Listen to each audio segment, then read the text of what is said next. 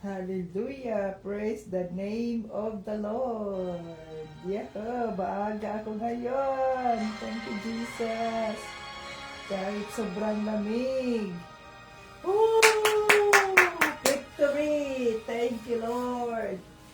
Jesus, hallelujah. Maaga akong nagising. King of Kings and Lord of Lords. Salamat, Lord. Ang lamig dito, Lord, pero nagising ako ng maaga.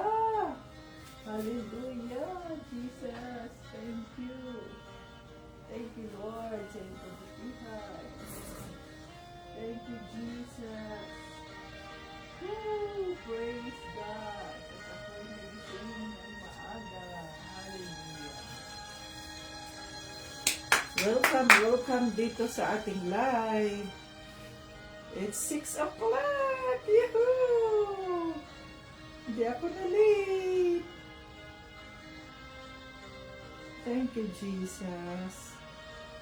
Praise the Lord. Jesus Christ. Hallelujah.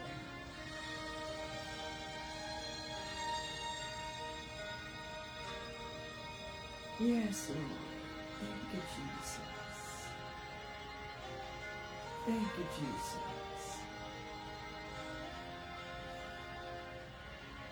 Hallelujah. Thank you, Lord Jesus, for a new day to serve you.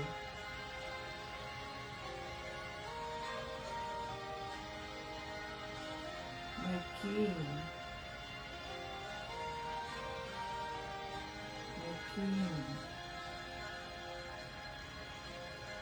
my Lord and Savior, Jesus Christ.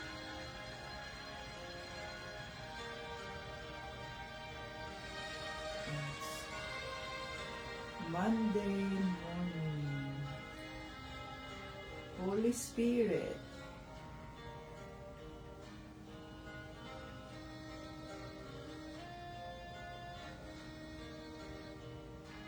guide me in every step of the way.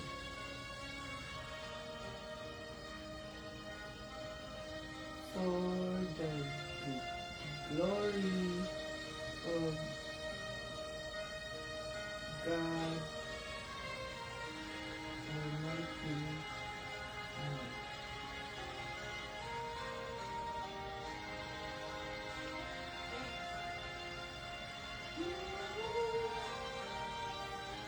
Yes, Lord. Holy Spirit. Ayan ang batayan ng ating pananampalataya. John 3:16. For God so loved the world that He gave His only begotten Son, that whosoever believe in Him will not perish but have everlasting life. Happy moments, praise the Lord, Jesus Christ.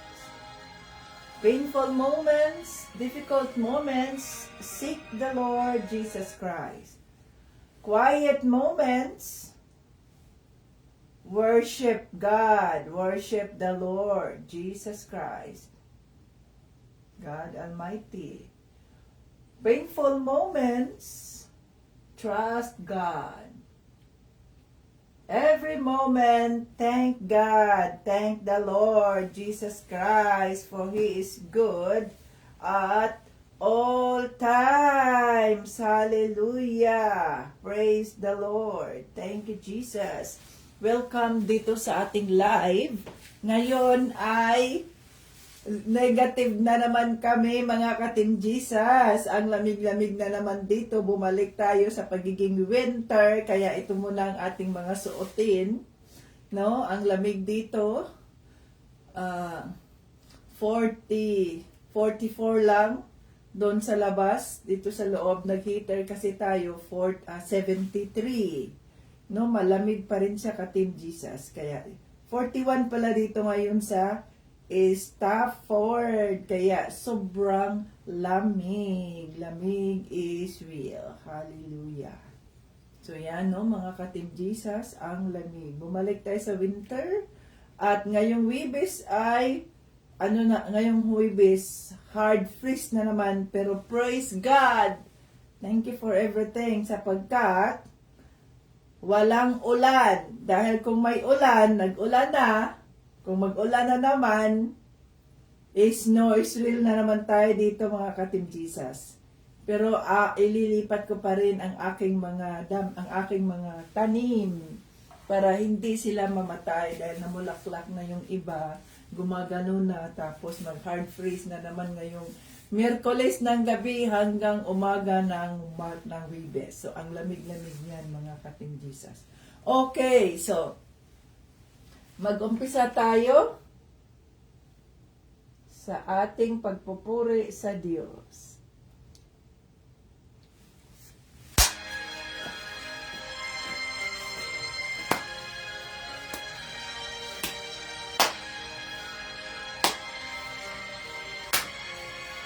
Kahit anong lamig, init, magpuri tayo sa Diyos. Pagising sa umaga, kay ganda, kay ganda, kay ganda ng mundong ginawa niya. Ngayon ko lang nakita ang ganda ng mundo. Salamat sa Diyos at ako'y binago. Yes, Lord. Thank you, Lord. Nang tanggapin ko si Jesus, aking Diyos, na bago ang lahat sa buhay ko. Bagong ligaya ang nadarama. Bagong pag-asa ang nakikita.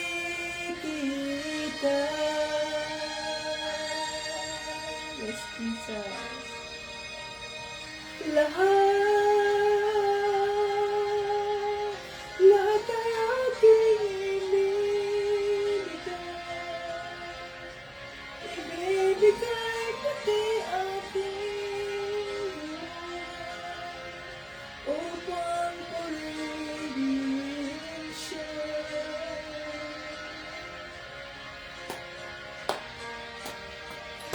Lahat ay aking ibibigay pati aking buhay upang purihin siya.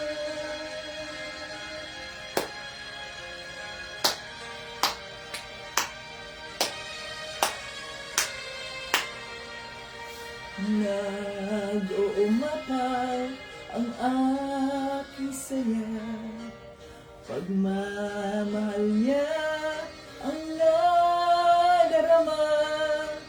Kay ganda ng buhay na nasa kanya, purihin ang Diyos, purihin si Jesus.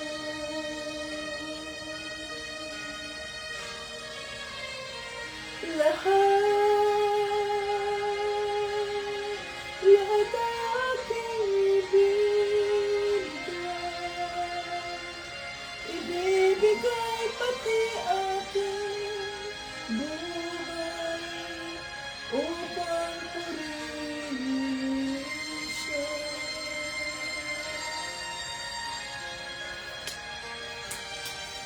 Lahat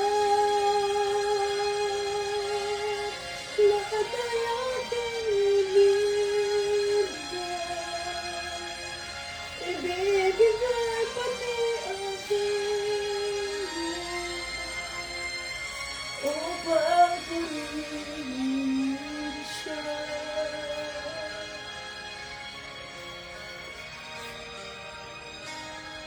Oh, hallelujah!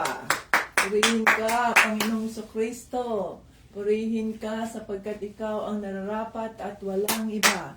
Yan, itaas natin ang ating mga kamay At sambahin natin ang Diyos Ama sa pangalan ni Jesucristo, sapagkat siya lamang ang pangalan na kinilala ng Diyos Ama. Siya lamang ang pangalan, si Jesucristo lamang ang pangalan na siyang binigyan ng otoridad ng Diyos Ama dito sa lupa upang marinig niya ang ating mga pagpupuri, upang marinig niya ang ating mga petition, ang ating mga dasal. Tanging si Panginoong Jesucristo lamang, sa pangalan ni Jesucristo lamang, na tayo ay makarating sa presensya ng banal na Espiritu. Oh, hallelujah. Praise the Lord Jesus Christ. Ayan. So we welcome the Holy Spirit dito sa ating kalagitnaan. We welcome the Holy Spirit. Come, Holy Spirit, I need you now. I need your anointing, come in your power. I love you, Holy Spirit, you captivated my soul, and every day I learn to love you more. Come, Holy Spirit, I need you now. I need your anointing, come in your power. I love you, Holy Spirit, you captivated my soul, and every day I learn to love you more. I'm reaching for your heart, you hold my life in your hands, drawing me closer to you. I feel your power renewed, nothing compares to this place, where I could see you face to face. I worship you in spirit and in truth. I'm reaching for your heart, you hold my life in your hands, drawing me closer to you. I feel your power renewed, nothing compares to this place, where I could see you face to face. I worship you in spirit and in truth. We worship you in spirit and in truth. Hallelujah, Lord Jesus. Sinasamba ka namin sa espiritu at sa katotohanan. Oh, hallelujah. Mangusap po kayo sa oras na ito. Kami po ay nagpapakumbaba sa trono ng iyong kaawaan, Panginoong Jesucristo. Itago mo po ang iyong lingkod sa iyong cross, na hindi ako ang makikita, kundi ang makikita ang kabutihan ng Diyos Ama, ang kanyang pagmamahal, ang kanyang kaawaan, kanyang pagpapalang siksik, liglig, umaapaw. Linisin mo ang aming mga isipan, ang aming mga puso, patawarin mo kami kung ano man ang aming mga nagawa na kasalanan. Sa harap niyo po, Panginoong Jesucristo, at naging sa Diyos Ama, at sa banal na Espiritu, at gawin mo kaming karapat-dapat sa presensya ng banal na Espiritu. Holy Spirit, we welcome you. Sabi sa salita ng Diyos, 2 or 3 gathered in the name of Jesus Christ, He is in our midst. So ngayon naniniwala kami ng banal na Espiritu ay nandito, at mangusap na naman po kayo, banal na Espiritu, kagaya ng inyong pangungusap noong nakaraang linggo. Mangungusap na naman po kayo at buksan mo ang aming mga isipan at puso upang sa ganoon maintindihan namin ang mensaheng nais mong iparating, at lakaran namin ang aming pananampalataya kay Kristo sa araw-araw na kami ay buhay, at magamit ang aming mga buhay na maging kapaki-pakinabang sa kaharian ng Diyos Ama. Hallelujah! Lahat ng ito ay aming hinihiling, pinasasalamatan, at lahat ng papuri at parangal ay binabalik namin sa Diyos Ama sa pangalan ni Jesucristo at ng banal na Espiritu. Amen! Hallelujah! Okay, so mamaya sa akin dito, sa inyo bukas. Bukas, maaga. Sino ang maaga bukas na available? Alas 4 ba yung ating, ang ating pinag-uusapan? Alas 4. Sa inyo dyan, alas 4, sa akin dito ay alas 2 ng umaga, ng hapon pala. So, alas 2 ng hapon ay tayo ay maglaro-laro, mga ka-Team Jesus. Ayan. So, maglaro tayo. No? So, ready na ba kayo sa ating laro na gagawin, mga ka-Team Jesus? Romans 1 to 16 ang ating pag-uusapan. Ayan. So, praise the Lord. So, welcome dito sa ating live. Ngayon ay Monday, February 17, 2025. Lunes ng umaga dito. Sa inyo dyan ay Lunes ng gabi. Siya, malapit nang matapos ang February siya, God willing. So, ang pag-check mo dyan sa attendance siya, i-check mo yung early bird siya. Yung mula sa simula hanggang sa ngayon, matapos yung prayer.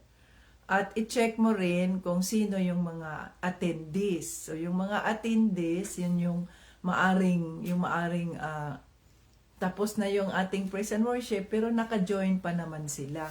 Ayan siya. No? Para mayroon silang may bonus yung early birds. Tapos, ihiwalay mo ang pag-check siya ng inyong mga reflections. Yung after sa Bible study, ay mayroon nagbigay sila ng reflection, no? Ngayong gabi o bukas. So, bukas mo na i-check yun siya. Kinabukasan, kasi maglalagay pa yung iba ng mga reflections nila. So, itali mo rin yun. Iba din yung mayroong reflection, no? Para sa ganoon ay, yung points din nila yun, yung magbigay sila ng reflection. Huwag mong isama yung early birds plus reflection. Huwag mong isama yun. Iba ang early birds, iba ang attendance natin, iba ang reflection natin sa Facebook. Iba naman ang reflection natin sa ano. So yung attendance yung attendance natin dito sa ating live, dapat sila ay sharer, may sharer bar sila siya. Kaya included sila doon sa iyong listahan, ha? So yun. So, meron tayong early birds, meron tayong attendance, kahit hindi nakarating sa tamang oras. Meron tayong, meron tayong reflection dyan. Meron tayong reflection dyan. Meron tayong, sa YouTube siya. Yung reflection nila sa YouTube. No? So, yun ba yun? Ano pa ba ang ating nililista siya? Okay, yan. So, God willing ay maglaro tayo ngayong madaling araw. Early bird. So, ano yung mga, natin? 4 ba yun siya? 5. Okay, so dito tayo, paalala natin yung Word of God noong nakaraang Sabado. Ang sabi dyan, yung tungkol sa kamatayan ni Kristo sa cross, yung pinaalala sa atin na bakit mahalaga ang kamatayan ni Kristo sa cross, sapagkat yun ang nagbigay sa atin ng panibagong buhay upang sa ganoon ay maiugnay muli sa presensya ng Diyos Ama sa pamamagitan ni Panginoong Hesukristo. So yung cross na yun ang naging tulay upang maibalik tayo sa kaawaan ng Diyos Ama. Okay? At pinaalala din sa atin dito na alam natin sa 1 Corinthians 1:13, 1:9 pala, 1:9, wala pang taong nakakakita, nakakarinig o nakaisip sa mga bagay na inihanda ng Diyos para sa mga nagmamahal sa Kanya. So wala pang ibang mga bagay na walang nakakaalam, walang nakakapag-isip, nakakarinig kung ano ang plano ng Diyos Ama sa atin na mga naniniwala sa Kanya. So we believe in the Lord We believe in God Almighty through His Son, Jesus Christ, and the Holy Spirit. Ayan. So, yan ang paalala sa atin ng Diyos, sapagkat ang sabi niya dito sa 1 Corinthians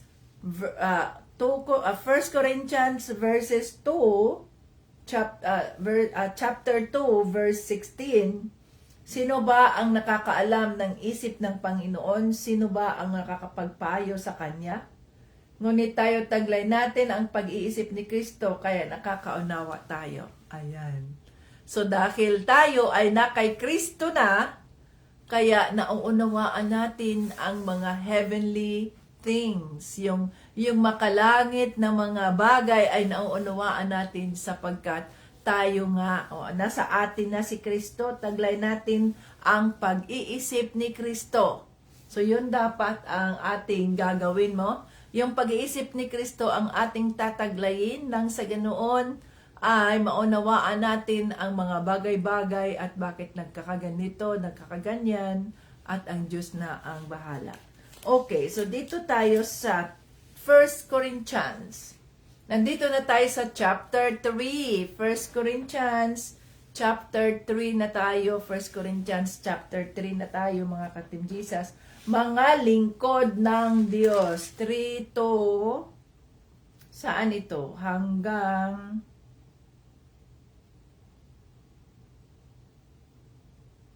22. Isahan lang nating basahin to. Chapter 3, verses 1 to 22. 17, 25. Okay. Nasa na ang inyong mga Biblia? Basahin natin ang inyong mga Biblia. Ito ang pakahulugan sa salita ng Diyos. Mga lingkod ng Diyos. 1 Corinto chapter 3, verses 1 to 22. 1 to 22. 1 to 23. Verses 1 to 23. Okay. Mga kapatid, hindi ko kayo makausap noon bilang mga taong ginagabayan ng Espiritu ng Diyos, kundi bilang mga taong makamundo at sanggol pa sa pananampalataya kay Kristo. Ang mga ipinangaral ko sa inyo ay mga simpleng aral lamang dahil sa hindi pa ninyo kayang unawain ang malalalim na pangaral. At kahit ngayon, hindi pa ninyo ito kayang unawain. 3. Dahil makamundo pa rin kayo. Nag-iinggitan kayo at nag-aaway-away. Hindi ba't patunay ito na makamundo pa rin kayo at namumuhay ayon sa laman? 4. Kapag sinasabi ninyong kay Pablo ako o kay Apolos ako, hindi ba't para kayong mga taong makamundo na nagkakampi-kampihan? 5. Bakit? Sino ba si Apolos? At sino nga ba naman akong si Pablo? Kami ay mga lingkod lamang ng Diyos na ginagamit niya upang sumampalataya kayo, at ang bawat isa sa amin ay gumagawa lamang ng gawaing ibinigay sa amin ng Panginoon. O hallelujah! Tandaan natin yan, ha? 5. Okay. Dito tayo sa 6. Ako ang nagtanim, si Apolos ang nagdilig, ngunit ang Diyos ang siyang nagpatubo. Praise God! O, ang Diyos ang siyang nagpatubo, mga ka-Team Jesus, no? Maaring si Pablo ang nagtanim, si Apolos ang nagdilig, ngunit ang Diyos ang siyang nagpatubo. 7. Hindi ang nagtanim ang nagdilig ang mahalaga. Hindi ang nagtanim at ang nagdilig ang mahalaga, kundi ang Diyos na siyang magpapatubo nito. 8. Ang nagtatanim at ang nagdidilig ay parihong mga lingkod lamang. Ang bawat isa sa kanila ay tatanggap ng gantimpala gantimpala ayon sa kanyang ginawa. 9. Kami ni Apolos ay nagtutulungan bilang mga manggagawa ng Diyos. At kayo'y katulad ng bukirin na ipinasasaka sa amin ng Diyos. Maihahalin tulad din kayo sa isang gusali na kanyang itinatayo. 10. At ako naman bilang dalubhasang tagapagtayo ang siyang naglagay ng pundasyon ayon sa kakayahang ibinigay sa akin ng Diyos. Pagkatapos, iba namang manggagawa ang nagpapatuloy sa pagtatayo ng gusali. Ngunit kailangang maging maingat ang bawat nagtatayo, dahil wala ng pundasyong maaari pang ilagay maliban sa inailagay na. At ito'y walang iba kundi si Hesukristo. Ayan. Anong pundasyon natin? Ang pundasyon natin, walang iba kundi si Panginoong Hesukristo. Yan ay nasa 11. 12. May magtatayo sa pundasyong ito na nagagamit ng mabuting klase ng mga materyales gaya ng ginto, pilak at mamahaling bato. Mayroon namang gagamit lamang ng kahoy, tuyong damo at dayami. 13. Ngunit sa araw ng paghuhukom, makikita ang kalidad ng itinayo ng bawat isa dahil susubukin ito sa apoy. 14. Kung ang itinayo ay hindi masusunog, tatanggap ng gantimpala ang nagtayo. 15. Ngunit kung ito na may masunog, wala siyang tatanggaping gantimpala. Ganoon pa man, maliligtas siya, ngunit tulad lamang ng isang taong nakaligtas sa sunog na walang nailigtas na kagamitan. 16. Hindi nyo ba alam na kayo'y templo ng Diyos at ang Espiritu ng Diyos ay naninirahan sa inyo? Oh. Templo tayo ng Diyos, mga ka-Team Jesus. Ha? Nasa 16 yan. 1 Corinthians, chapter 3, verse 16. Hindi nyo ba alam na kayo templo ng Diyos at ang Espiritu ng Diyos ay naninirahan sa inyo? Ang sino mang wawasak sa templo ng Diyos ay parurusahan niya dahil banal ang templo ng Diyos. At ang templong iyon ay walang iba kundi kayo. 18. Huwag ninyong dayain ang inyong sarili. Kung mayroon man sa inyong nag-aakala na siya'y marunong ayon sa karunungan ng mundo, kinakailangang tigilan na niya ang kanyang pag-iisip upang maging marunong siya sa paningin ng Diyos. 19. Sapagkat ang karunungan ng mundo ay kamangmangan lamang sa paningin ng Diyos. No, nandoon din yan sa isa pang sa chapter 2. Sapagkat ang karunungan ng mundo ay kamangmangan lamang sa paningin ng Diyos. Ayon nga sa kasulatan, hinuhuli ng Diyos ang marurunong sa kanilang katusuhan. 20. At alam ng Diyos na ang mga pangangatwiran ng marurunong ay walang kabuluhan. 21. Kaya huwag ninyong ipagmalaki ang sinuman, sapagkat lahat ay ibinigay ng Diyos sa inyo para sa ikabubuti ninyo. Para sa atin yon, para sa ikabubuti natin. Ako, si Apolos at si Pedro, kaming lahat ay inyo. Maging ang mundo, ang buhay at kamatayan, ang kasalukuyan at hinaharap. Lahat ng ito'y sa inyo. At kayo naman ay kay Kristo at si Kristo naman ay sa Diyos. So lahat daw ng nandito sa mundo, mga ka-Team Jesus, sino yung mga pastor, sino yung mga ginamit ng Diyos para sa kanyang kapurihan, lahat ay para sa ating kabutihan yon. Ang mundo para sa ating kabutihan, no? Ang kasalukuyan at hinaharap, lahat ng ito'y para sa inyo, no? At kayo naman ay kay Kristo. So ano daw? Nasa sa 23?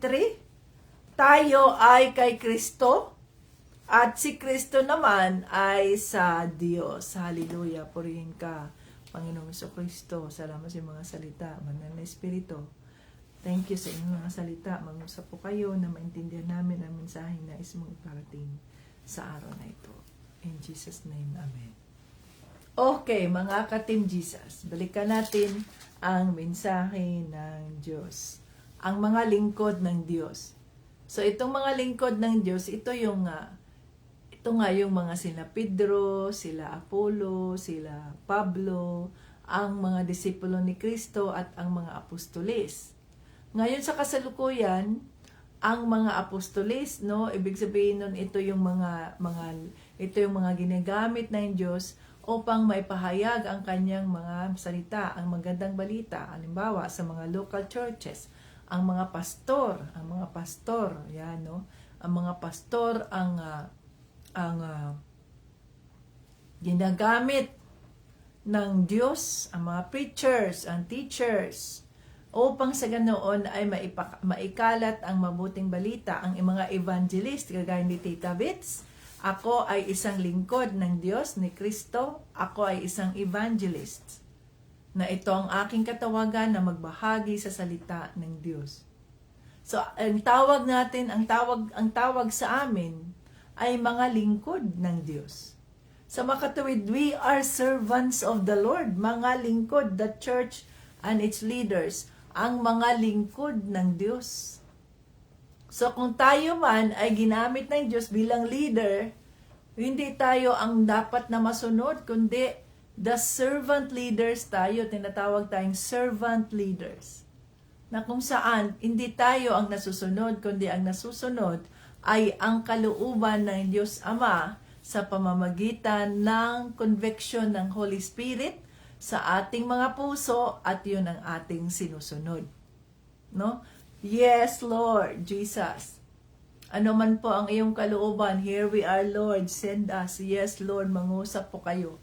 No, ganun ang servants, hindi tayo nagmamarunong, hindi rin tayo nagmamayabang, wala tayong ipinagmamalaki na kahit na ano. Sapagkat, ang sabi doon, we are just servants. Tayo ay mga lingkod. Tayo ay mga alipin. So alam natin, ang mga alipin ay naghihintayan sa kanyang amo kung ano ang gustong gawin ng kanyang amo. Abita, gawin mo ito, Abita. Yes, ma'am. Yes, sir. Yes, Lord. Yan ang mga servants. No? So ganun yon mga ka-Team Jesus. Halimbawa, sa isang company, mayroong CEO na tinatawag dyan, Chief Executive, no? Officer. Halimbawa sa D&G, ang CEO sa D&G na ginawa ng Diyos Ama o representante ay si Tito Brian. Tapos, from Tito Brian ay dito sa akin ipinasa. So ako yung nagmaniho, ginamit ng Diyos para imaniho ang D&G, ang mga taxes, ang pag-manage sa mga therapist, no? Pag follow up sa kanila, ang mga payroll, ang sistema ng company, ang financing ng company, ang bangko ng company. Ibinigay yun sa akin ni Tito Brian. He trusted me to manage it. To God be the glory, ay 10 taon na ang company ng Diyos, no? Na by the leading of the Holy Spirit ay tayo ay nakarao sa 10 taon na yon. Thank you, Jesus. So ngayon, tayo ay mga lingkod. Ako ay lingkod lamang ng Diyos. At kung ano ang inuutos ni Tito Brian, na sabihin niya, Malcolm, ganito ang gawin natin. Ang ano natin ay ganito, ganyan. Yes, sir. Sige, ipagdasal natin yan kung ano ang plano ng Diyos, ano ang gusto ng Diyos. Ganyan, no? Ang conviction ng Holy Spirit sa akin, dahil siya nga ang inatasan, no, ng Holy Spirit. Ang conviction ng Holy Spirit sa akin ay ganito, ganito, ganyan. Okay. So ako rin na inatasan na nandoon sa management, yes sir. So tayo ay mga lingkod lang. Sumusunod tayo sa kautusan. Bawa sa Joy, meron akong administrator. Kahit ako'y administrator ng D&G sa isa kong trabaho, may administrator ako doon sa Joy Home Healthcare, may owner. So dalawa ang sinusunod ko doon. Ang owner, pag sinabi ng owner ni Madam Joyce, ate, ganito, ganito, ganyan ate, yes, yes Madam Joyce. Pag sinabi ng aking administrator naman doon na, Abita, ganito, ganyan, yes ma'am. So kahit ako ay manager sa isang company, dahil pumasok ako sa isa pang trabaho, dalawa trabaho ko, no? Ay pumasok ako sa isa pang trabaho, hindi ako nag-aasta na para akong manager kaya ako sa ganyan. O utos-utosan nyo ako? No. Sapagkat nire-respeto natin ang nakakataas. So yun. Yes ma'am, yes sir. Pag ako naman ang nasa opisina ng D&G, ako naman ang sinusunod ng mga therapist. Na, sir, ganito dapat ang gawin mo, ganito ay ano mo, ganyan. Yes ma'am. Oh. So ganon yun eh. May ranking na sinusunod. At ang mga apostoles, ang mga disipulo ni Kristo, ang mga preacher, evangelist, teachers of the law, sila ay mga lingkod. Kami, halimbawa ako, ang role ko, iba naman ang role ko pagdating sa ministry. Ako naman ang evangelist. Pagdating sa mga decision at ganyan, si Tito Bryant, pagdating sa Team Jesus, Tito Bryant, ano ba ang decision mo tungkol dito, ganito, ganyan. Pagdasal natin, sinasabi ng Holy Spirit na ang sinabi ng Holy Spirit sa akin, ang conviction ay ganito. Okay, sundin natin, ganun. No? So mayroon tayong isa-isang mga paglilingkod o kaya katawagan na ating sinusunod. So kasi tayong lahat ay mga lingkod ng Diyos. Si Tito Bryant, ako, sino pa man kayo dyan na ginagamit ng Diyos, lahat tayo ay mga lingkod ng Diyos. So ang sabi dito sa salita ng Diyos, simple lamang ang kanyang pagbabahagi sa salita ng Diyos. Dahil sabi dito, para kayong mga sanggol pa sa Espiritu, sapagkat kayo pa rin ay makamundo. So, paano tayo naging makamundo? Kung sa halip na ang tingnan natin ng diretso ay si Panginoong Hesukristo at ang kanyang kabanalan, ang tinitingnan natin ay ang mga pastor, ay ang mga ganito, ay ang mga ganyan, na hindi naman yan perpekto. Nay, ayoko kay ganyan. Anong sabi dito? Ang sabi dito, kapag sinasabi ninyo kay Pablo ako o kay Apolos ako, hindi ba't para kayong mga taong makamundo na nagkakampi-kampihan? No? Nagkampi-kampihan. Na ibig sabihin nun, bakit tayo nagkakampi-kampihan? So mayroong nahahati, mayroong red, mayroong black sa red at saka white. Kagaya sa politika, mayroong blue at mayroong red. Bilang mga mananampalataya ni Kristo, hindi tayo pwedeng maghati-hati. Bakit? Kung tayo ay malalim na sa ating pananampalataya kay Panginoong Hesukristo, hindi na natin iisipin na tayo ay mayroong partido na sinusuportahan. No. Ang ating sinusuportahan ay ang Biblia at kung ano ang nakasaad sa Biblia. Sapagkat itong mga ito, halimbawa kami ni Tito Brian, kami ay mga lingkod lamang ng Diyos.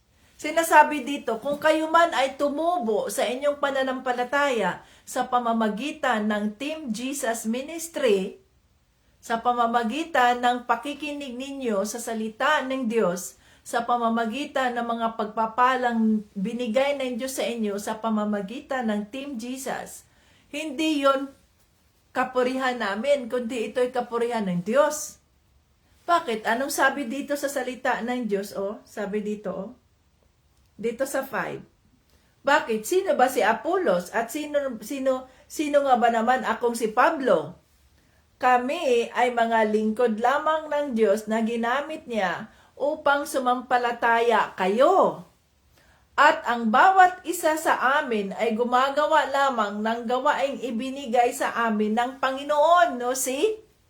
Ang bawat isa sa amin, ang bawat isa sa atin, sa inyo dyan, ay gumagawa lamang ng bagay ayon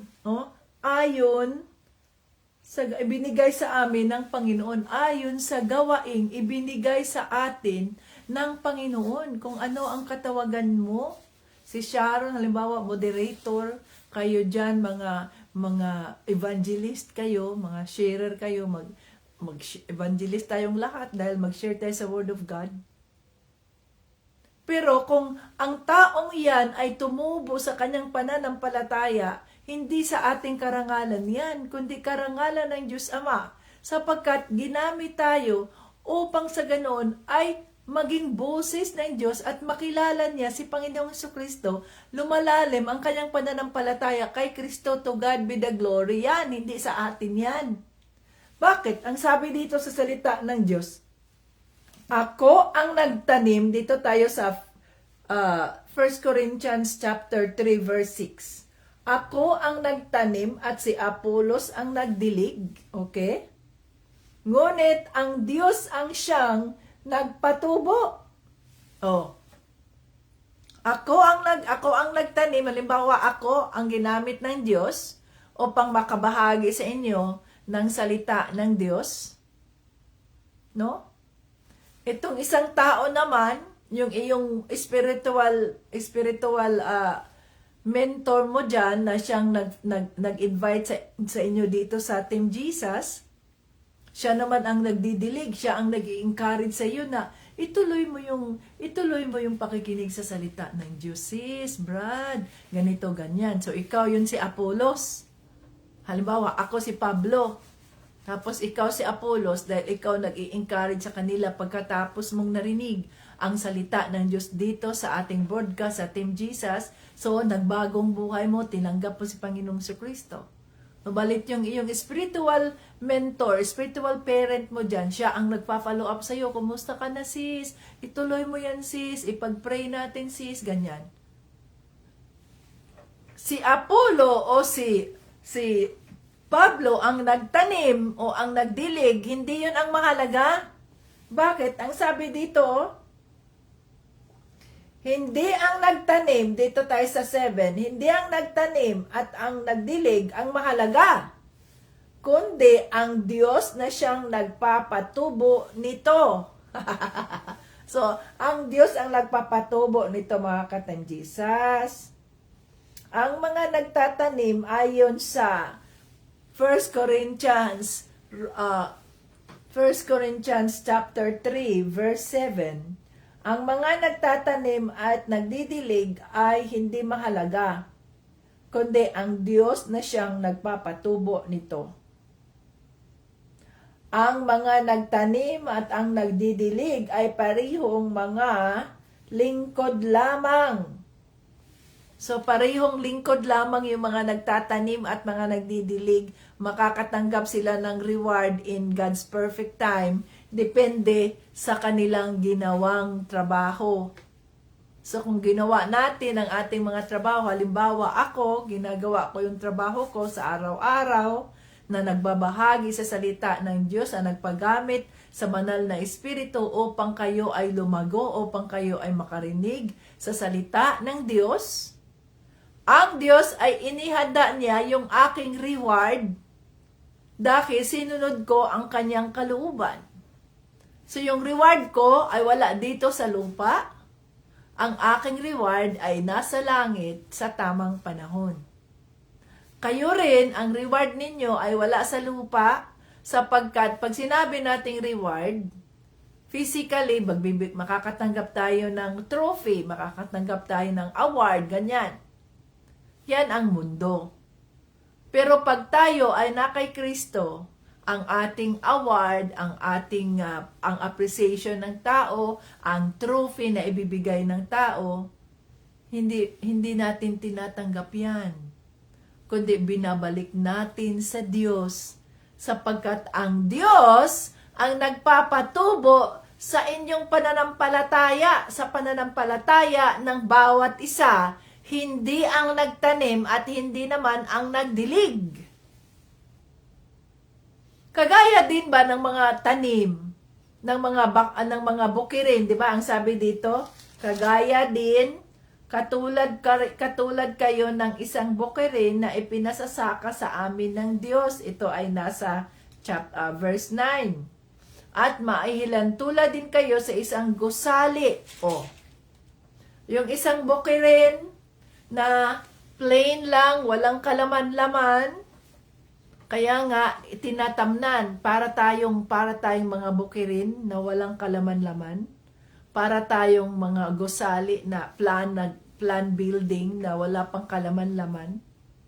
So yung bukirin na yan ay kailangang linisin, di ba? Makita nyo yung bukirin. Imagine nga ninyo ang isang bukirin field na puno ng sagbot o dumi o damo. Paano ang mga tanim diyan, paano ang mga binhi diyan kung puno ng damo? So hindi sila tutubo ng mabuti. Kaya nga kailangan sa bukirin ay linisin muna yung field, no? Kunin yung mga damo, yun ang dahilan na ang nutrients ng lupa ay nawawala o nauubos dahil sa mga damo na yan. So, kailangan yan siyang tanggalin. Kaya nga, no? Magguna tayo. Tanggalin yun bago natin siya tamnan.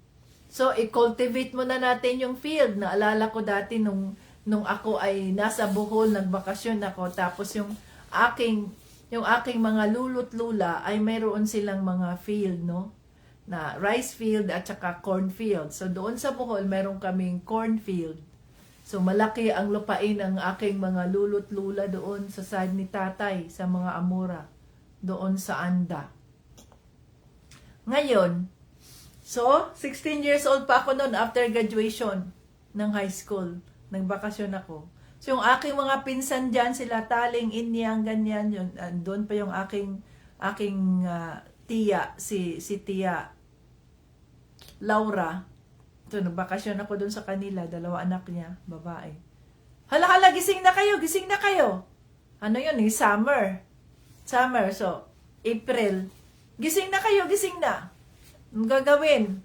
Doon na kami sa bukirin. Maaga pa, wala pang araw, nandun na sa bukirin kayo magguna. Magtanggan ng mga damo, magguna. Para sa ganoon ay ihanda na ang lupa. At pagkatapos noon, sunod naman, tapos na ang pagguna, tinanggal na yung mga dumi, no, mga sagbot, ang mga damo na walang kwenta. Tinanggal namin. Pagkatapos noon, no, ang kalabaw na naman. So nag-araro kami gamit ang kalabaw. Para kaming mga magsasaka kasi nga bakasyon. So yun, natuto akong mag-araro doon. Ganun ang kalabaw. Tapos may daladalang parang metal ba na doon sa likod niya. Na yung mga time na yun, wala pa man yung mga traktor at iba pa. At mahal ang traktor. So kami, nag-aararo kami, kalabaw ang gamit namin. Ginagano ng kalabaw. Pinapalo sa may puwitan para maglakad. Go. Para yung metal na yun na matulis, parang anchor, siya ang mag-araro doon. Ibubungkal na yung lupain na yun, ibubungkalin niya kahit matigas, ibubungkal niya para lalambot siya at ready na naming tamnan. So yun ang nangyari sa amin. Pagkatapos na nabungkal na, at umulan, tamang-tama, umulan. Kinabukasan, maglagay na kami ng tanim. Ayan. Maglagay na kami ng seed. Mga seed. Seed ng corn.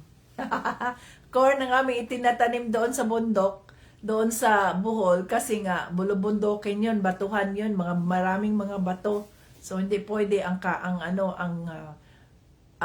rice, no, ang palay, hindi pwede doon. Kaya corn, wala, naglagay na kami ng corn. Wala. Yan. One step, 1 feet, 1 foot na diferensya, 1 foot, ganyan. Sige, hanggang sa matapos ang laki. So, yun na yun, no? Kinukultivate na namin, dinidiligan, ganun, para sa ganun ay mabuhay ang corn. No? Mabuhay ang corn. At unti-unti nang nagsisidling ang corn. After 2 weeks, ayan na. Tapos lumaki na siya, laki na. By July, 4 months man yan, 3 to 4 months man ang corn. By July ay harvest time na. Harvest time na, wala naman ako, bumalik naman ako doon sa Butuan dahil tapos na ang bakasyon. Harvest time na. So ako, mayroon akong share dahil nakapag-araro nga ako, nakapagtanim nga ako. So harvest time, kaya nakakuha ako, sabi ng aking tita. Abita, mayroon kang share dito sa harvest ng corn dahil kasama ka doon sa pag-aararo at pagtatanim. No? So yun ang aming ginawa. So yung isang bukiri na yun, mga Ka-Team Jesus, ikumpara natin yan sa atin, sa ating isipan. Tayo bilang tao, puno ng mga dumi ang ating isipan, puno ng mga damo ang ating mga puso. So paano tutubo ang salita ng Diyos kung hindi pa siya malinis? So kaya nga, kailangang linisin muna. Anong ginagawa? Nakikinig tayo sa salita ng Diyos, unti-unti na tinatanggal ng Diyos yung mga masasamang iniisip natin. Kaya nga pinapakain tayo ng encouragement na ito ang sabi ng Diyos sa kanyang salita. Maniwala ka sa kanya kasi ganyan ayon sa ganito, no? So unti-unting tinatanggal ng Diyos yung mga masasamang iniisip natin. Unti-unting tinatanggal ng Diyos itong mga maruruming mga nararamdaman natin kagaya ng inis, galit, envy, yung mga jealousy, yung hatred, at iba pang mga, yung pride, yung spirit of lust, at iba pang mga yon. Nang sa ganoon ay maging handa ang ating mga katawan sa pag-take over ng banal na espiritu. Bakit? Anong sabi dito sa salita ng Diyos, di ba? Nandito sa 1 Corinto chapter 3 verse 16. Hindi nyo ba alam na kayo'y templo ng Diyos at ang Espiritu ng Diyos ay naninirahan sa inyo? Ang sino mang wawasak sa templo ng Diyos ay parurusahan niya dahil banal ang templo ng Diyos at ang templong iyon ay walang iba kundi kayo. Tayo ang templo. So, paano makakapasok ang banal na espiritu kung ang mga puso natin, ang mga isipan natin ay puno ng kamunduhan? Ang mga puso natin ay puno ng kasamaan. So, puno ng kasamaan, mga Ka-Team Jesus. So, dapat ay, ang mangyayari sa atin dapat, mga Ka-Team Jesus, kailangang linisin.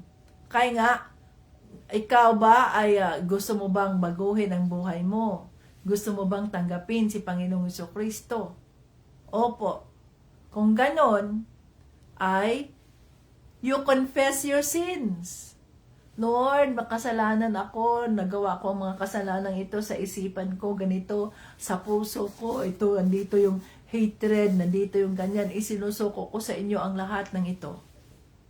So, sinusuko natin sa Diyos ang lahat ng anumang nasa isip natin, ang lahat ng mga kasalanan ng mga puso natin, at ang buong katawan natin ay isinusuko natin sa Diyos. Nang sa ganoon ay linisin tayo ng Diyos kagaya ng mga bukirin, ihanda ang bukirin.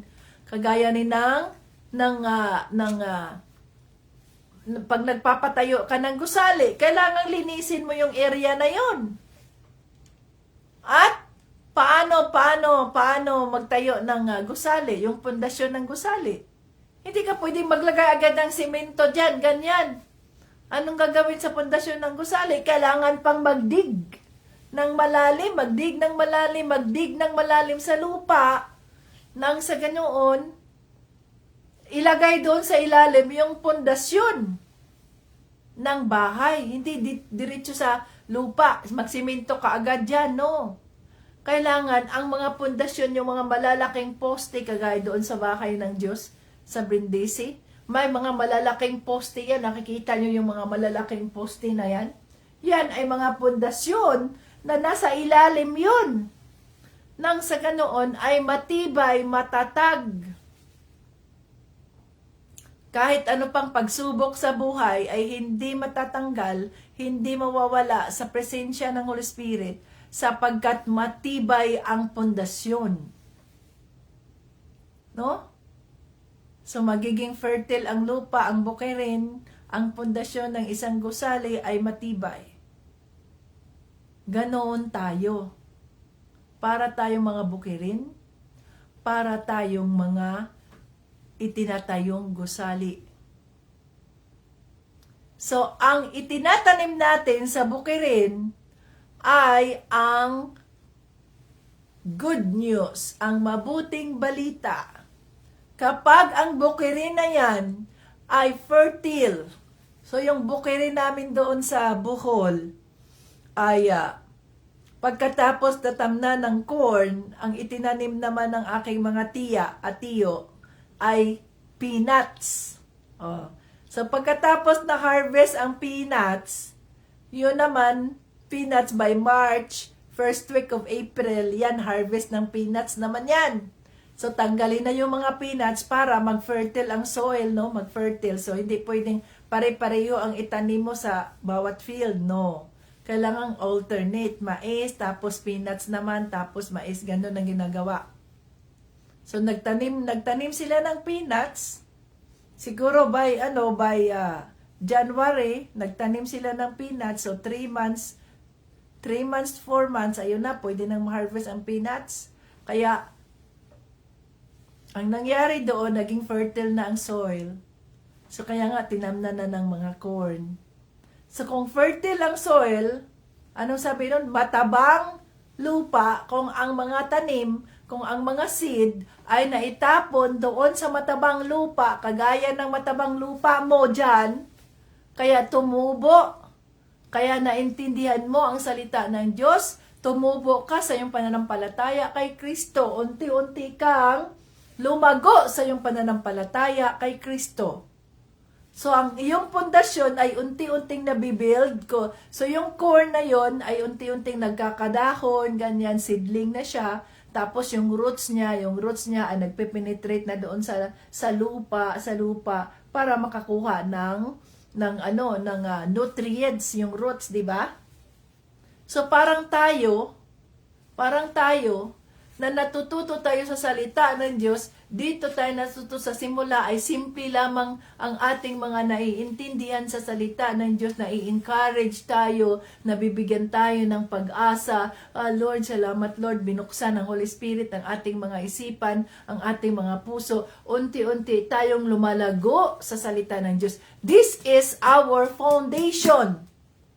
Ang salita ng Diyos, si Panginoong Hesukristo ang ating pundasyon. Dito tayo kumukuha ng nutrients, dito tayo kumukuha, itong ating source, dito tayo kumukuha ng pagkain upang tayo ay lumaki, tumubo, hanggang sa tumatag ang ating pananampalataya kay Kristo, magiging matatag tayong tanim.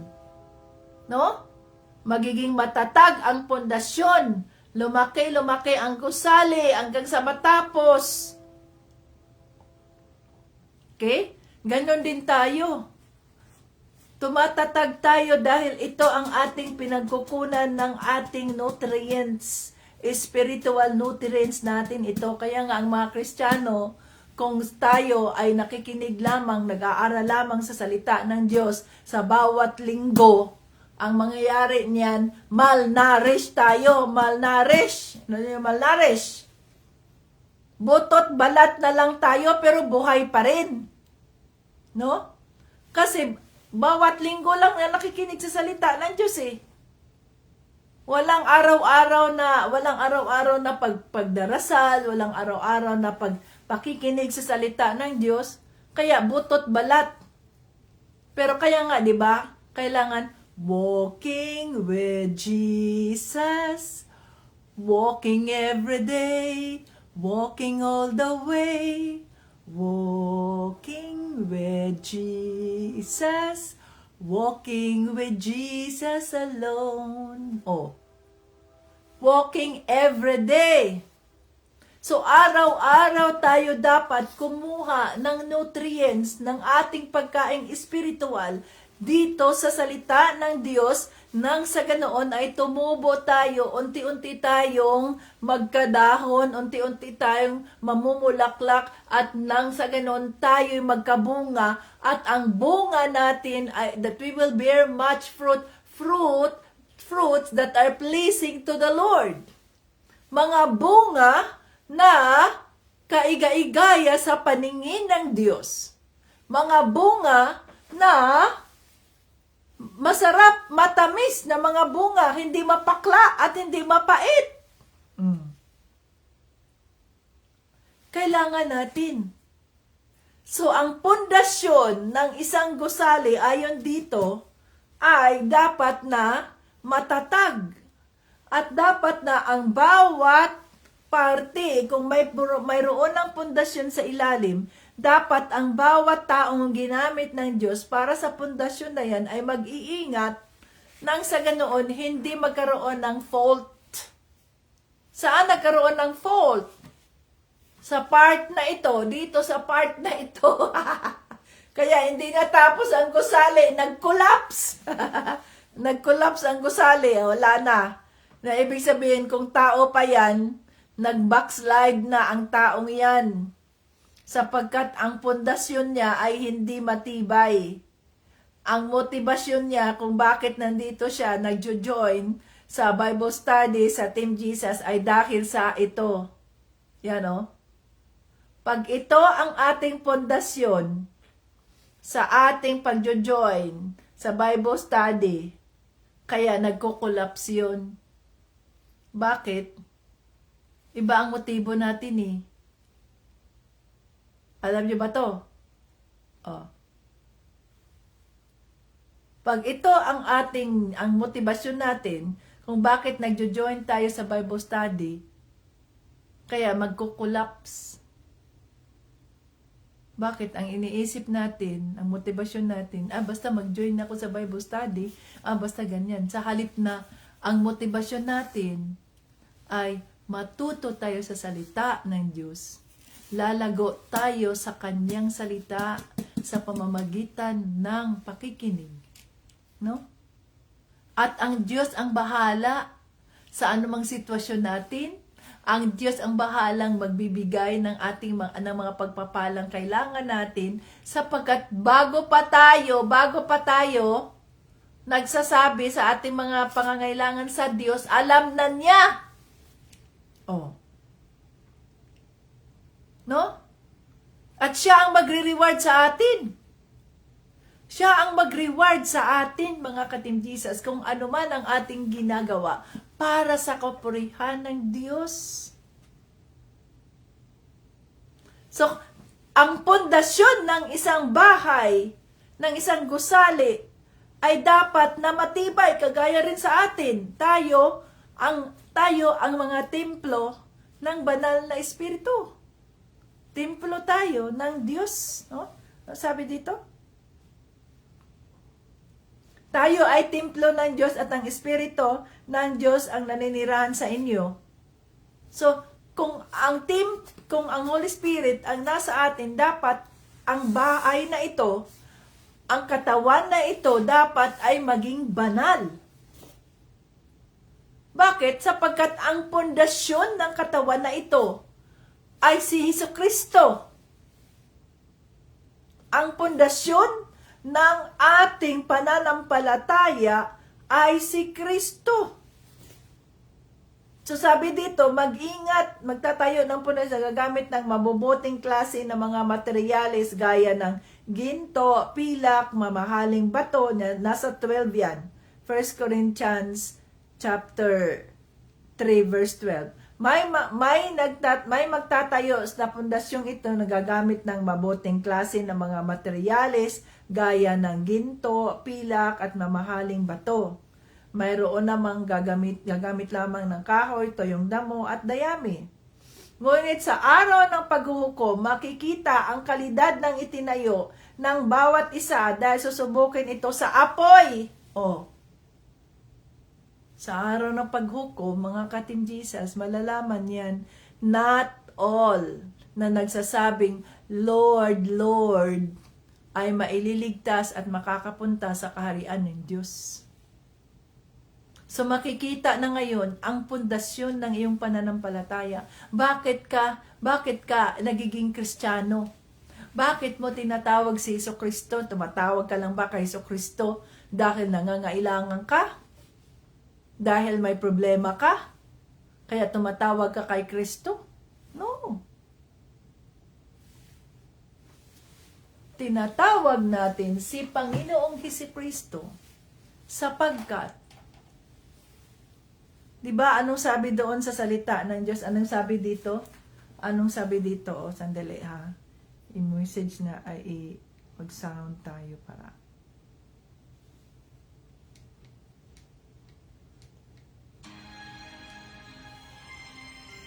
Ayan. Tumatawag lang ba tayo kay Kristo? Jesus, Lord Jesus, dahil may kailangan tayo? Dahil nahihirapan tayo? Dahil may hinihiling tayo? Dahil yung anak natin ay may sakit? Dahil yung asawa natin ay nanloko? Dahil yung asawa natin nagloko? Dahil yung finances natin ay nagkahirap-hirap tayo? Kaya tumatawag tayo sa Diyos? Dahil may kalamidad? Dahil may masamang pangyayari, kaya tumatawag tayo kay Jesus? Kay Jesus? No. Hindi lang tayo tumatawag kay Jesus dahil sa mga sitwasyon natin. Nilalakaran natin ang ating pananampalataya kay Kristo sa araw-araw na tayo ay gising, na tayo ay buhay. Walking with Jesus. Bakit? Kasi ayon dito sa salita ng Diyos, dito sa 1 Corinthians chapter 3, verses 22 at 23, ang sabi dito, ako si Apolos at si Pedro, kaming lahat ay inyo. Maging ang mundo, ang buhay at kamatayan, ang kasalukuyan at hinaharap, lahat ng ito'y sa inyo. At 23, at kayo naman ay kay Kristo. At si Kristo naman ay sa Diyos. Sa makatuwid, kayo, ang mundo, ang kasalukuyan, ang kinabukasan, ang hinaharap, ang kamatayan, ang mundo, sino-sino mang mga yan, lahat ay para sa ating kabutihan. For our own good. At tayo, sino nagmamay-ari sa atin? Si Kristo. So kay Kristo tayo, mga ka-Team Jesus. Once we receive the Lord Jesus Christ, we are no longer on our own. We are God's property. Sealed by the blood of Jesus. Kung tayo, tinanggap natin si Panginoong si Kristo, publicly, we declare that Jesus is Lord through baptism of water. We are baptized by the Holy Spirit. We are covered by the blood of Jesus. So pagmamay-ari tayo ni Panginoong Jesucristo. At si Jesus ay pagmamay-ari ng Diyos Ama. Kung tayo ay na kay Kristo, pagmamay-ari tayo ng Diyos Ama. Hallelujah! So, hindi tayo pwedeng mahiwalay kay Kristo sapagkat si Panginoong Jesucristo, siya nga ang daan. Siya ang katotohanan, di ba? I am the way, the truth, and the life. Siya nga ang daan, siya ang katotohanan, siya ang buhay. No one comes to the Father except through me, ang sabi niya. So, walang pwedeng pumunta sa Diyos Ama, kundi sa pamamagitan lamang ni Jesucristo. Ang ating pundasyon ay si Panginoong Jesus. So, dapat yung pundasyon natin ay matibay. Hindi yung gawa lamang sa kahoy na aanay, gawa lamang sa mga ganito, mga ganyan, kundi tayo ay gawa mula sa dugo ni Panginoong Jesucristo. We are redeemed by the blood of Jesus. Hindi lang pilak, ginto, kahoy, dayami, mga lupa, ang pundasyon natin. Ang pundasyon natin ay ang dugo ni Panginoong Jesucristo. There is power in the blood of Jesus. The blood that redeemed us from our sins. And we were given a new life. Hallelujah. Holy Spirit, napakabuti mo po. Binuksan mo na naman ang aming mga isipan, ang aming mga puso, naintindihan namin ang mensahe mo. Salamat sa araw na ito. Woo! Hallelujah! Glory to God! Yes, Lord, ang aming pundasyon ay si Panginoong Jesucristo. Ang kanyang dugo na inula niya sa cross, na kanyang binubo sa cross upang kami ay magkaroon ng panibagong buhay, upang kami ay maiugnay, muling maiugnay sa Diyos Ama. Hallelujah. Holy Spirit, salamat po sa pangunawa. Salamat po sa understanding na ibinigay niyo sa amin sa oras na ito upang mas lalo naming mapatatag ang aming mga pananampalataya kay Kristo. Anuman ang sitwasyon namin sa buhay, anuman ang aming mga sitwasyon sa buhay, anumang mga problema, anumang mga struggles, financial, family, kung sino-sino pa, ano pa man ang mga dahilan. Lord, hindi kami matitinag, Panginoong Hesus, sapagkat ang aming pundasyon ay Ikaw, ang iyong dugo, ang aming pundasyon, Panginoong Jesucristo. Lord, salamat, Lord. Salamat po, Lord. Salamat, Lord Jesus. Salamat sa pagpapaalala sa amin na kami ay mga templo mo. Kami ay templo ng Diyos. Ang aming katawan ay templo ng Diyos at ito ay banal. Na nandito ngayon sa aming mga puso ang banal na Espiritu. Oh, hallelujah, Jesus! Praise your name, oh God. Thank you po. Woo! Hallelujah. Grabe yan. Amazing. Amazing. Lord, patatagin mo ang aming mga pundasyon. Patatagin mo ang aming mga pananampalataya. Gamitin mo kami, Panginoon, nang sa ganoon, kagaya kay na Apostoles, kagaya kay na Pablo, kay Pedro, kaya iba pang mga disipulo, kay Apollo, Lord, gamitin mo kami upang makapagtanim. Gamitin mo kami upang makapagdilig, makapag-encourage sa mga taong nais mong piliin pamakilala nila si Panginoong Jesucristo. Hallelujah. Tulungan mo ang bawat isa dahil wala kaming magagawa kung wala ka. Kailangan ka namin, Banal na Espiritu, gabayan mo kami. Seal the message. Kung ano man po ang aming naunawaan ngayon sa iyong mensahe, Lord, ano man ang iyong revelation, seal it with the blood of Jesus, na hindi namin ito makalimutan, kundi ito'y aming pananampalatayaan, aming gagamitin, aming lalakaran sa araw-araw na kami ay nananampalataya kay Panginoong Jesucristo. Na mas lalo pang mapatibay ang aming mga pananampalataya kay Kristo. Hallelujah. Sa bawat araw ng buhay namin. Napakabuti mo, Panginoong Jesucristo. Lord Jesus, glory to your name, Lord. King of Kings and Lord of Lords. Father, you are so good at all times. Thank you so much. Bless us, Lord. Tulungan mo ang bawat isa. Yung mga nandito ngayon, nagjo-join sa iyong live, Lord, pagpapalain mo sila ng siksik-liglig umaapaw. Ang mga makikinig dito, Lord, sa iyong broadcast, pagpapalain mo sila ng siksik-liglig umaapaw, Lord, at anuman po ang kanilang mga sitwasyon, meet them halfway, Panginoon Jesus. Katagpuin mo sila, katagpuin mo kami sa aming mga sitwasyon ngayon, Lord, na hindi kami matitinag sa aming mga pananampalataya sa iyo, na pagtibayin mo ang aming mga pundasyon, na sa ganoon, anuman po ang mangyayari sa buhay, Lord, sa tamang panahon mo, kami ay iyong kukunin dito sa lupa at buo ang aming pundasyon, ang aming pananampalataya kay Kristo. Na hindi kami maluloko ng kaaway ng Diyos, hindi kami matitinag, sapagkat ikaw ang aming pundasyon, ang iyong dugo, Panginoon sa Kristo, ang aming pundasyon. Oh, hallelujah!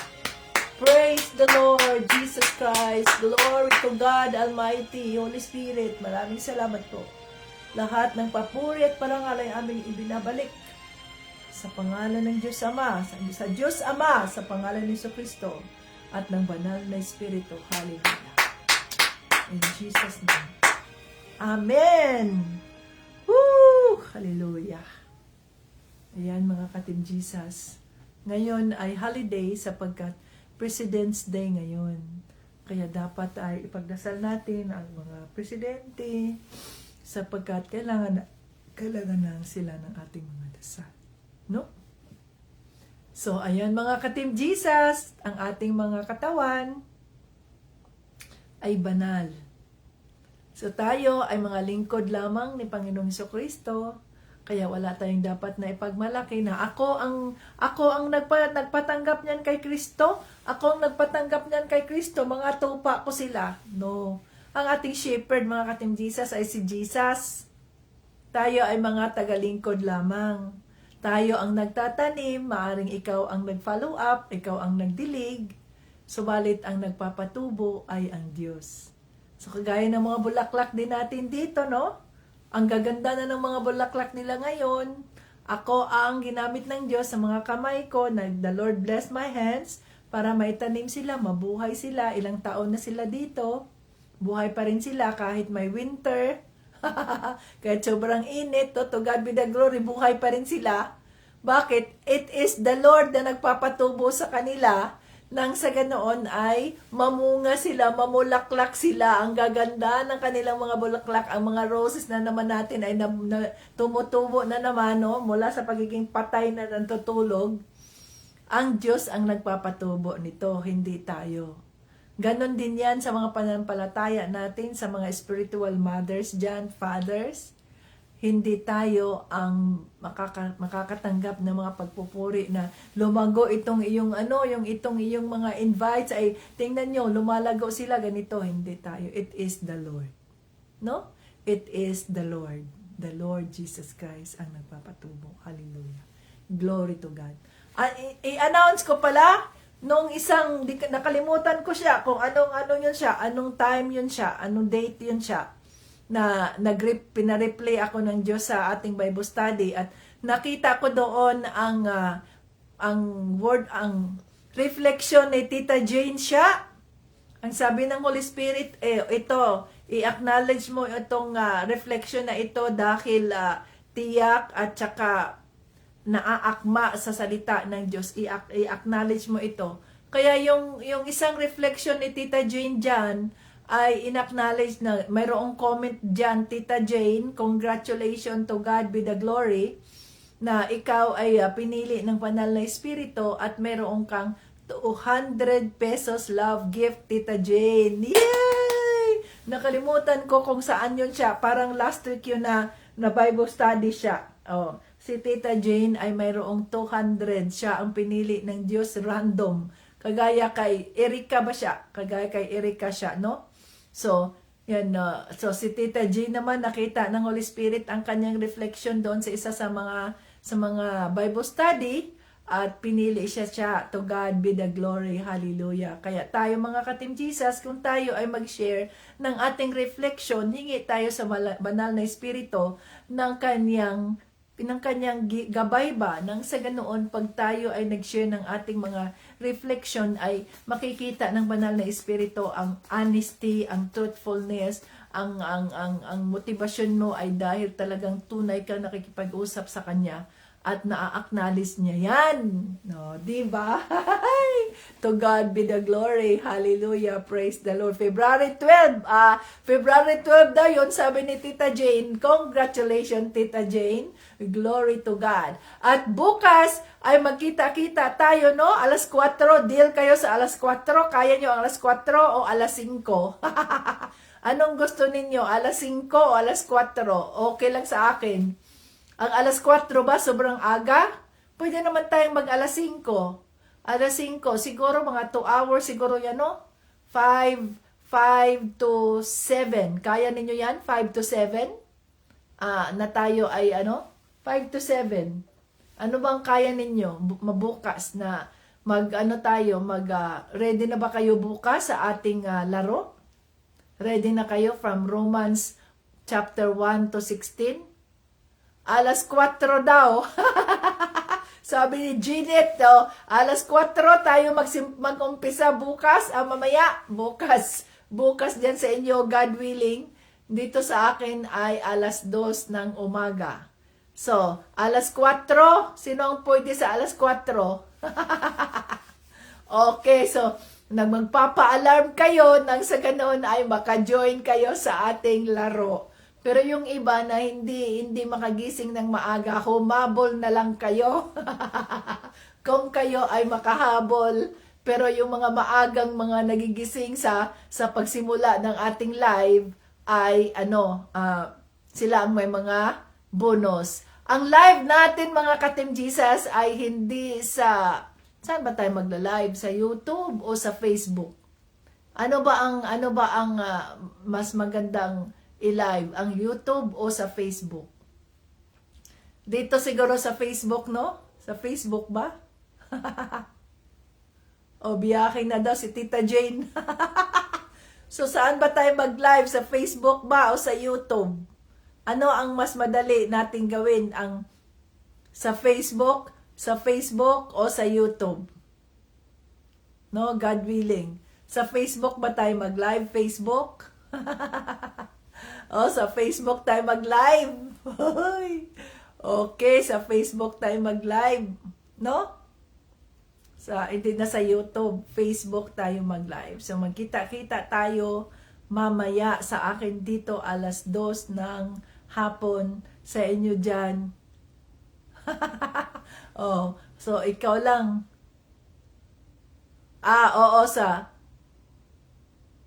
YouTube daw, para walang restriction sa YouTube.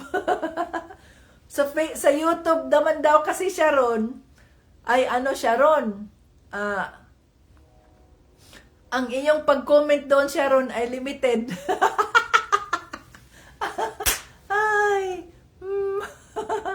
Para maraming makakita. Maganda daw sa YouTube. Bakit? Facebook.